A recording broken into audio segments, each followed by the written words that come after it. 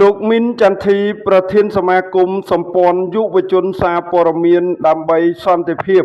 ក្រោមការដឹកនាំចង្អុលបង្ហាញនិងជាតំណាងដ៏ខ្ពង់ខ្ពស់ឯកឧត្តមបណ្ឌិតសុកប្រសិទ្ធទីប្រឹក្សាផ្ទាល់សម្ដេចមហាបវរធិបតីហ៊ុនម៉ាណែតនាយករដ្ឋមន្ត្រីនៃព្រះរាជាណាចក្រកម្ពុជានិងជារដ្ឋលេខាធិការក្រសួងព័ត៌មានបានដឹកនាំព្រឹទ្ធភូអញ្ជើញចូលរួមគោរពវិញ្ញាណក្ខន្ធពិធីបុណ្យសពលោកអនុសេនីយ៍តូសុយសំអាតវរៈកងទ័ពសមរភូមិមុខនៅភ្នំត្រងោលទិសព្រះវិហារខេត្តព្រះវិហារដែលបានពលីដោយការឈ្លានពានពីយោធាសៀម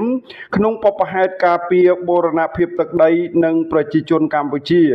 មានទីកំណើតស្ថិតនៅភូមិត្រពាំងវែងឃុំជើងគួនស្រុកសំរោងខេត្តតាកែវនាព្រឹកថ្ងៃទី21ខែធ្នូឆ្នាំ2025ក្នុងឱកាសនោះដែរលោកមីនចន្ទធីបាននាំយកអំណោយពីសប្បុរសជនចូលរួមមានអង្ករចំនួន3បាវទឹកសុទ្ធចំនួន20យួរទឹកសុទ្ធកម្ពុជាចំនួន9កេសនិងមីជាតិទឹកត្រីទឹកស៊ីអ៊ីវទឹកម្ទេសក្នុងនោះក៏មានថវិកាពីឯកឧត្តមបណ្ឌិតសុកប្រសិទ្ធនិងសប្បុរសជនចូលរួមតាមរយៈលោកឈុនសូវៀតនិពន្ធនាយករងនៅអង្គភាពថ្មីពិតចំនួន350000រៀលផងដែរសមាគមសម្ព័ន្ធយុវជនសារព័ត៌មានដើម្បីសន្តិភាពសូមចូលរួមសោកស្ដាយនិងរំលែកទុក្ខដ៏ក្រៀមក្រំនេះជាមួយគ្រួសារនៃសពវីរៈកងទ័ពដែលពលីដើម្បីបូរណភាពទឹកដីជាតិមាតុភូមិនិងប្រជាជនកម្ពុជា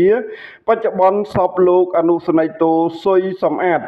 ជាវីរៈកងទ័ពជួរមុខត្រូវបានតម្កល់ទុកធ្វើបុណ្យនៅគេហដ្ឋានស្ថិតនៅភូមិត្រពាំងវែងឃុំជើងគួនស្រុកសំរោងខេត្តតាកែវតាមកន្លងប្រពៃណីប្រជាពលរដ្ឋចងចាំគុណបំណាច់ក្នុងការលះបង់សាច់ស្រស់ឈាមសោះរបស់បងជានិច្ចសូមដួងវិញ្ញាណក្ខន្ធរបស់បងបានទៅកាន់សុគតិភពកំបីឃ្លានឃ្លាតឡើយជាចុងក្រោយលោកមីនចន្ទធីប្រធានសមាគមសម្ព័ន្ធយុវជនសារព័ត៌មានដើម្បីសន្តិភាពព្រមទាំងថ្នាក់ដឹកនាំព្រឹទ្ធភូសមាគមសូមថ្លែងអំណរអគុណដល់ក្រុមគ្រួសារសប្បុរសជនទាំងអស់បានចែករំលែកនៅស្បៀងអាហារនិងថវិកាផ្ទាល់ខ្លួនជូនដល់បងវីរៈកងទ័ពជួរមុខតាមរយៈខ្ញុំបាទផ្ទាល់ប្រធានសមាគមសូមជូនពរក្រុមគ្រួសារបងប្រុសបងស្រីម្ចាស់ជំនួយទាំងអស់ជួបព្រះពុទ្ធពរទាំង4ប្រការគឺអាយុវណ្ណៈសុខៈពលៈកំបីឃ្លៀងឃ្លាតឡើយថ្ងៃអាទិត្យ2រោចខែមករាឆ្នាំម្សាញ់សព្វស័ក្តិពុទ្ធសករាជ2569